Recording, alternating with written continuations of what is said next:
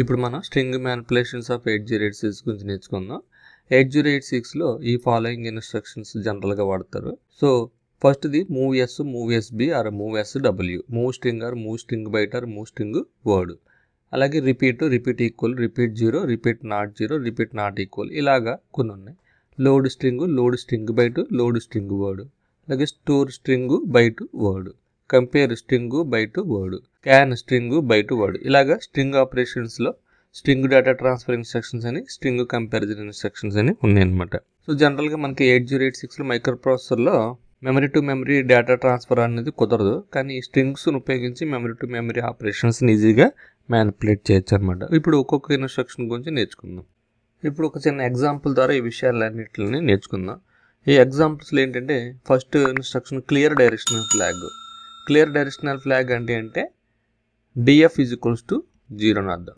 ఏంటి ఈ clear directional flag అనే విషయం తెలుసుకునే ముందు ఒక చిన్న పాయింట్ని తెలుసుకుందాం. మనకి మెమరీ లొకేషన్స్ ఇట్లా ఉన్నాయనుకుందాం. ఇది 2000Hతో స్టార్ట్ అవుతుంది.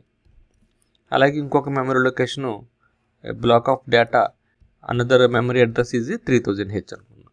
సో మెమరీ లొకేషన్స్ మనకు తెలుసు, మైక్రోప్రాసెసర్లో each memory location contains 1 byte of data. Okay, ఇలా ఉన్నాయి 2001, 2, 3, 4, 5, అలాగే 3001, 2, 3, 4, 5. ఓకే, ఇప్పుడు మనకి క్లియర్ డైరెక్షనల్ ఫ్లాగ్ అంటే డైరెక్షనల్ ఫ్లాగ్ 0 అని అర్థం. డైరెక్షనల్ ఫ్లాగ్ 0 అవుతుందే, అయితే ఏమవుతుందంటే మెమరీ లొకేషన్స్ 2000 దగ్గర స్టార్ట్ అయినాయి అనుకోండి, ఆటోమేటిక్గా ఇంక్రిమెంట్ అవుతాయి అనమాట. So memory locations are automatically incremented.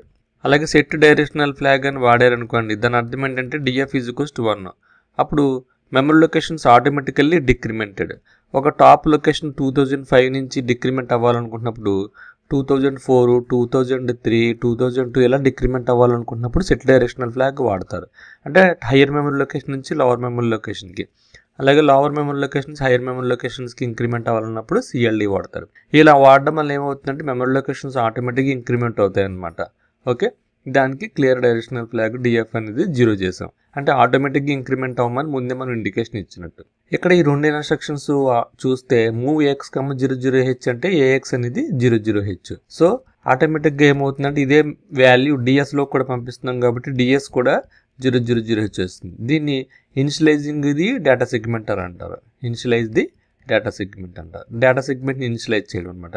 ఇప్పుడు మూవ్ ఎస్ఐ 2000H అన్నారు. మూవ్ ఎస్ఐ 2000H అంటే ఎస్ఐ అనేది ఏంటంటే ఆఫ్సెట్, దేనికి డేటా సెగ్మెంట్కి.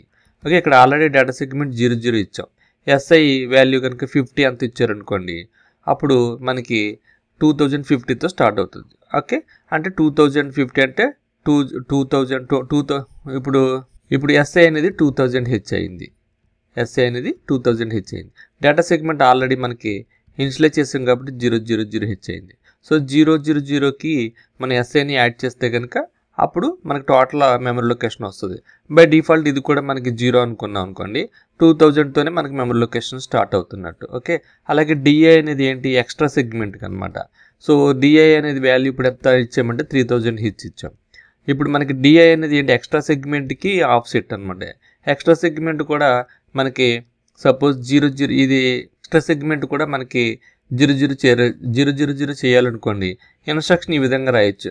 మూవ్ ఈఎస్ ఏఎక్స్ అని రాస్తే ఈఎస్ కూడా మనకి 00 అయిపోతుంది. అప్పుడు 000H మెమరీ లొకేషన్స్కి ఈ 3000H కలిపితే వచ్చేది 3000H మెమరీ లొకేషన్. అలాగే ఈ 000 మెమరీ లొకేషన్ 2000 కలిపితే వచ్చేది 2000H memory location. Okay, so ఇప్పుడు మనకి డేటా సెగ్మెంట్ ఏమో 2000తో స్టార్ట్ అవుతుంది, ఎక్స్ట్రా సెగ్మెంట్ ఏమో 3000తో స్టార్ట్ అవుతుంది.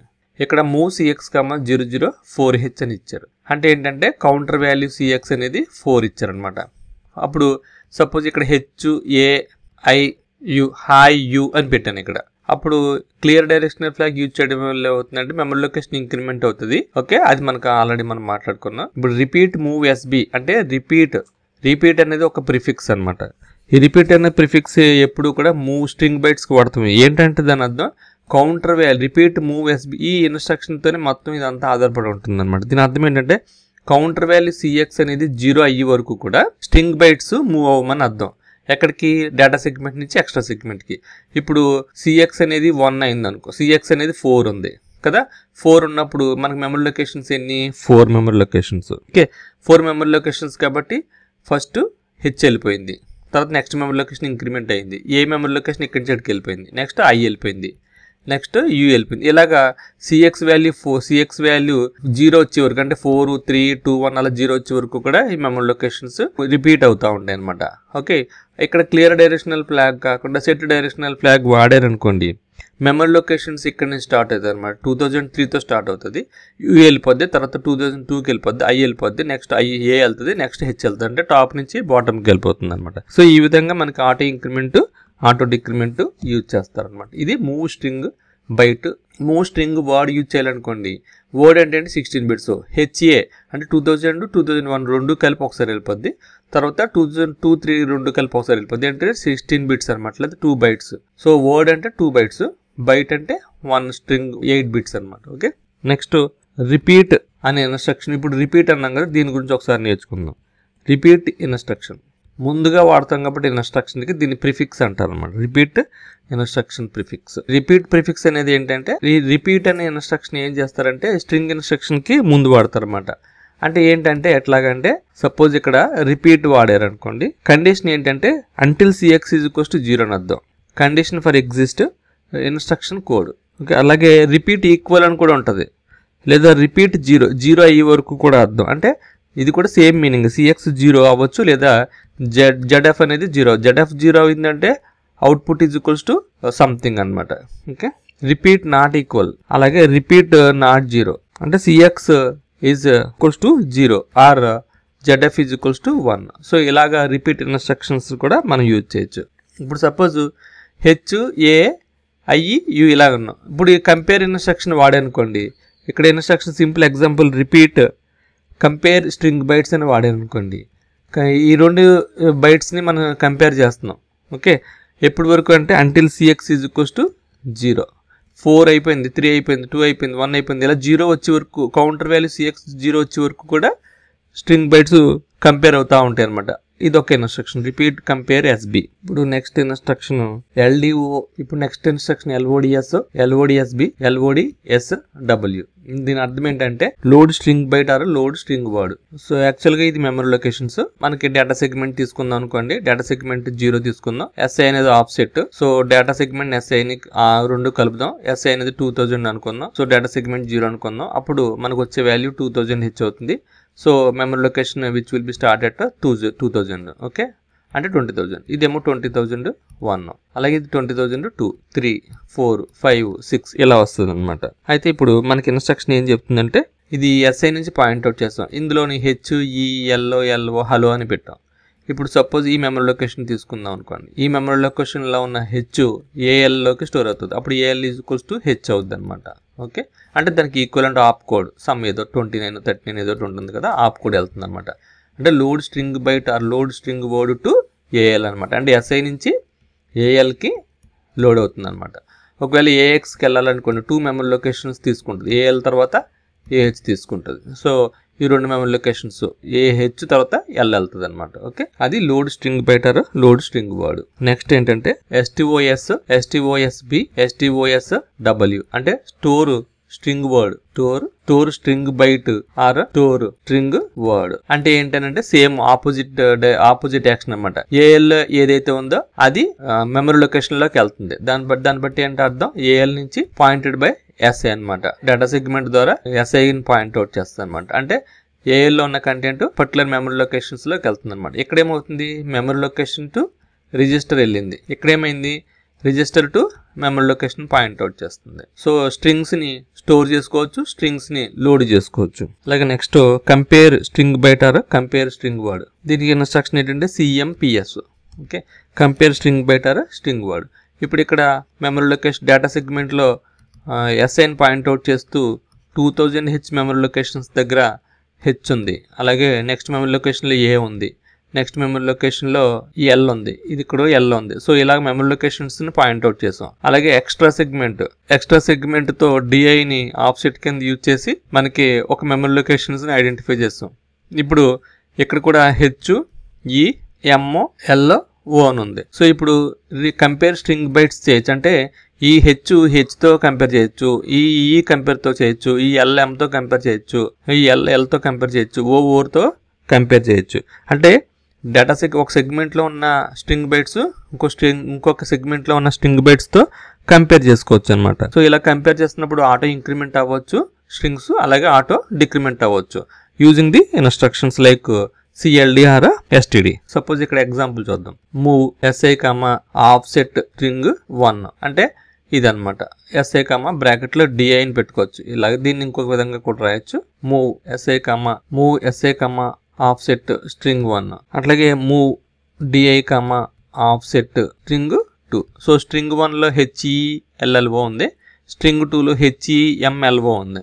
ఓకే, ఇప్పుడు క్లియర్ డైరెక్షనల్ ఫ్లాగ్ యూజ్ చేసామంటే డేటా సెగ్మెంట్లో 2000తో ఇంక్రిమెంట్ అవుతూ ఉంటుంది, ఎక్స్ట్రా సెగ్మెంట్లో సమ్ 3000తో ఎక్కడ ఇంక్రిమెంట్ అవుతూ ఉంటుంది అనమాట. సో ఈ ఆఫ్సెట్ స్ట్రింగ్ 1 అనే దగ్గర మీరు 2000H కూడా డైరెక్ట్గా రాసేయచ్చు, ఇదేమో 3000H కూడా డైరెక్ట్గా రాసేయచ్చు. ఓకే, మూవ్ CX, HELLO అంటే 1 2 3 4 5 బిట్స్ ఉన్నాయి కాబట్టి మూవ్ CX అనేది 5 లోడ్ చేసాం. ఇప్పుడు ఇన్స్ట్రక్షన్ డైరెక్ట్గా సింపుల్గా రిపీట్ ఈక్వల్ కంపేర్ SB అంటే ఈక్వల్ అయ్యే వరకు రిపీట్ అవ్వమని. హెచ్తో సమానమైంది, రిపీట్ అయింది, నెక్స్ట్ మెమరీ లొకేషన్కి వెళ్తుంది. ఈతో సమానమైంది, కంపేర్ అయిపోయింది. Next L is not equals to M. So ఈ రెండు చెక్ చేసుకుంటుంది అనమాట. ఓకే, ఒకవేళ రెండు సమానమైంది అనుకోండి, Lతో చెక్ చేసుకుంటుంది, ఈ Lతో చెక్ చేసుకుంటుంది. చివరికి వచ్చేటప్పటికి ఇక్కడ P ఉంది, ఇక్కడ O ఉంది అనుకోండి, O is not equals to P. So ఇక్కడికి వచ్చేటప్పటికి ఆగిపోతుంది. అంటే compare the instruction until the string bytes are equal అనమాట. ఓకే, సో ఇక్కడ CX అనేది 5 ఉంది, రిపీట్ అవుతుంది అనమాట. Repeat string bytes until equal. అలాగే లాస్ట్ ఇన్స్ట్రక్షన్ వచ్చేటప్పటికి SCAS ఆర్ SCASB ఆర్ SCASW. ఓకే, ఇది ఏంటంటే స్కానింగ్ అనమాట.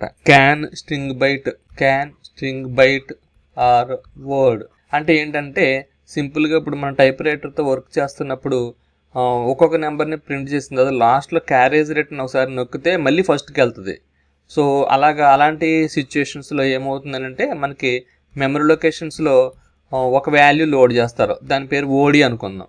సో ఎప్పుడైతే ఓడి వచ్చిందో మెమరీ లొకేషన్స్లోకి ఒక్కొక్క వాల్యూ వెళ్తూ ఉంటుంది.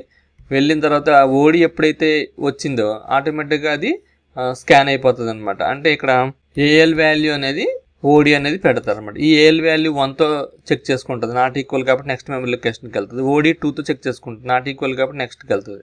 ఓడి 3తో చెక్ చేసుకుంటుంది, నాట్ ఈక్వల్ కాబట్టి నెక్స్ట్కి వెళ్తుంది. ఓడి 4తో చెక్ చేసుకుంటుంది, నాట్ ఈక్వల్స్ 2 కాబట్టి నెక్స్ట్ మెమరీ లొకేషన్. ఇప్పుడు ఓడితో ఈక్వల్ అయిపోయింది అంటే ఇక్కడతో మనకి ఆ లైన్ కంప్లీట్ అయిపోయింది, న్యూ లైన్కి వెళ్ళిపోవాలి. అలాంటి వాటికి ఈ ALలో ఉన్న string byte compared with the memory locations అనమాట. Either maybe the data segment or extra segment pointed by SI. So ఇక్కడ SIR DI pointed by the SIR DI. ఇక్కడ ALలో ఉన్నటువంటి వాల్యూ ఏది చేంజ్ అవ్వదు, అట్లాగే ఫ్లాగ్స్ కొన్ని ఎఫెక్ట్ అవుతాయి అనమాట. ఓకే, సో ఈ వీడియో మీకు నచ్చినట్టయితే సబ్స్క్రైబ్ చేయండి, షేర్ చేయండి, లైక్ చేయండి. Thank you very much. See you again. Bye by.